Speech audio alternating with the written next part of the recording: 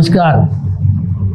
अभी हमारे देश में कुछ दिनों से अमृतकाल चल रहा है और इस अमृतकाल में एक उत्सव तिरंगा उत्सव मनाया जा रहा है। तिरंगा उत्सव कौन मना रहा है? जो लोगों ने 2001 तक 47 के बाद 2001 तक तिरंगा नहीं फहराया था, अपने खुद के यानी जो मुख्यालय है उस पर तिरंगा नहीं फहराया था। आपको पता है कि 2014 में कुछ लोगों को आज़ादी मिली थी और वो 2014 की आज़ादी वाले 47 की आज़ादी का तिरंगा फहरा रहे हैं। मूर्खता से चहल पहल है पूरी देश में। समझ में नहीं आ रहा है कि ये मूर्खता कहाँ ले जा रही है देश को। एक मैं आपको बताना चाहता हूँ कि 2001 में केस दर्ज हुआ था नागपुर के कोतवाली में। इसका नंबर था 176 केस नंबर। उसमें बाबा मेंढे, रमेश कलम्बे और दिलीप चटवानी पर आरएसएस मुख्यालय पर घुसकर तिरंगा फहराने का गुनाह दर्ज हुआ था,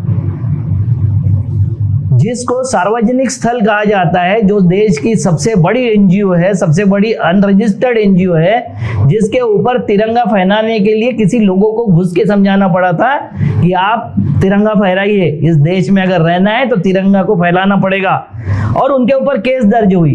वो तिरंगा पुलिस कस्टडी में रहा, कितने सालों से वो तिरंगा पुलिस कस्टडी में रहा। ये तिरंगे का अपमान करने वाले लोग अभी हमको बोल रहे हैं कि आप तिरंगा फहराइए, अपनी देशभक्त दिखाइए।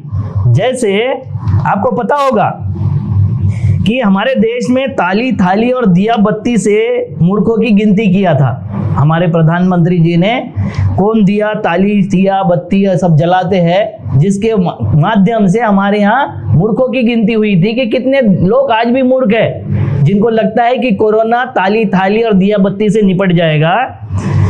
जैसे नोटबंदी के कारण काला धन खत्म होगा, 370 के कारण कश्मीरी पंडितों की कश्मीर में वापसी होगी और राम मंदिर बनाने से राम राज्य की स्थापना होगी, ये कल्पना करने वाले भक्तों की गिनती की गई थी। वैसे ही तिरंगा फहराने से देशभक्त और देशद्रोही की गिनती होगी। अब मैं ये पूछता हूं कि जिन्होंने तिरंगा इतने साल नहीं फहराया, वो देशभक्त है या देशद्रोही है? सबसे बड़ा अगर मास्टर स्ट्रोक मारा होगा मोदी जी ने, मैं बहुत स्वागत करता हूं मोदी जी का कि मोदी जी ने मास्टर स्ट्रोक मारा ये कि उन्होंने बोल दिया सब जगह तिरंगा फहराएंगे। योगी जी ने बोल दिया कि जो मदरसों में तिरंगा फैलाया जा रहा है उसकी वीडियो रिकॉर्डिंग होनी चाहिए। मैं मांग करता हूं मोदी जी, आप देशभक्त हो, जिन्होंने 53 साल तिरंगे को नकारा है, ऐसी आरएसएस की हर शाखा में तिरंगा फहराने का रिकॉर्डिंग करवाइए। अगर नहीं करवाती है तो विरोधी पार्टियां ये रिकॉर्डिंग करवा के पूरे देश में प्रसारित करे कि कौन तिरंगा देशभक्त है और कौन देशभक्त नहीं है। जैसे कुछ मदरसे नहीं करते, तिरंगा नहीं फैलाते क्योंकि वो मुसंगी है, तो मैं संघियों को भी वही बात बोलता हूं कि जैसे मुसंगी देश के तिरंगे को नहीं मानते, वैसे आप भी तिरंगे को नहीं मानते थे और नहीं मानते हो। आपको पता है कि आपके ऊपर जो सेकंड यानी पहला जो प्रतिबंध लगा था, सरदार पटेल जी ने जो प्रतिबंध लगाया था गांधी हत्या पर, उसको हटाने के लिए एक शर्त ये भी थी कि आपको तिरंगे को राष्ट्र ध्वज मानना पड़ेगा। क्या किसी देशभक्त को तिरंगे मानने की शर्त लगानी पड़ती है सरकार को? मुझे तो नहीं लगा किसी को शर्त माननी पड़ती है। तो आप ये बताइए कि गोलवलकर जी ने तिरंगे को अपशकुनी कहा था।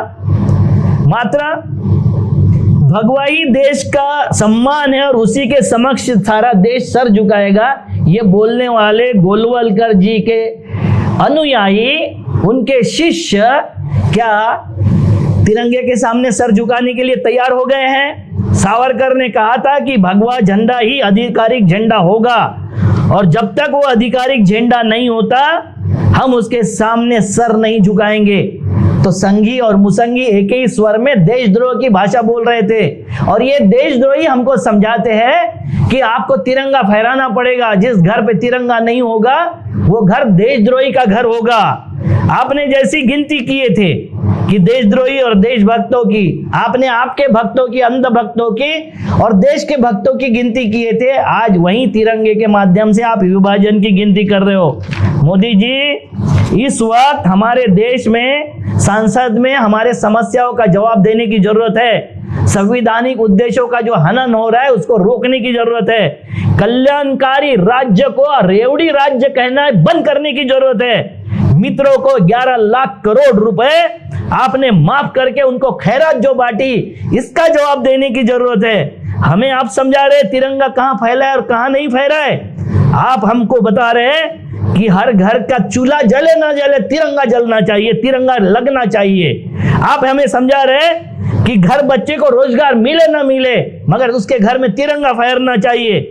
आप हमें समझा रहे हैं कि आपको स्वास्थ्य की सेवा मिले ना मिले, आप चाहे रोगों से पीड़ित होकर उपचार के अभाव में मर जाओ, आपको एम्बुलेंस ना मिले, आपकी जो डेड बॉडी है वो साइकिल पे लाद पे और कैसे भी ले जाने का प्रयास करना पड़े तब भी चलेगा, मगर तिरंगा फहरना चाहिए। हमको हर घर में शिक्षा पहुंचाने की जगह तिरंगा महत्वपूर्ण लगता है और हमको दंगा मुक्त देश करने की बजाय दंगा फैलाने के लिए तिरंगे का उपयोग अगर करना है तो मोदी जी, आपको आरएसएस की हर शाखा में तिरंगा अगर नहीं फहरा तो उनके ऊपर देशद्रोह का मुकदमा जरूर है कि आपने उन पे दर्ज करना चाहिए। आप इंस्ट्रक्शन दीजिए हर शाखा को, आप इंस्ट्रक्शन दीजिए हर पुलिस थाने को, क्योंकि हम तो 47 के पहले हमारे पुरखों ने तहसील पर और जिला मुख्यालयों पर, सरकारी ऑफिसों पर तिरंगा फहराया था, जिसकी वजह से हमारे देशद्रोह की केस हम पे दर्ज हुई थी। और हम उस वक्त 47 में देशद्रोही थे, 47 के पहले हम देशद्रोही बने थे अंग्रेज सरकार के। आप तो आजाद सरकार के देशद्रोही है, आपके संगी लोग, उनको बोलिए कि तिरंगे के सामने सर झुकाए, हर घर में और हर शाखा में तिरंगा फहराए। अगर नहीं फहराते हो तो हम भी रिकॉर्डिंग करेंगे और आपको समझाएंगे देशभक्ति और देशद्रोह क्या होता है। नमस्कार।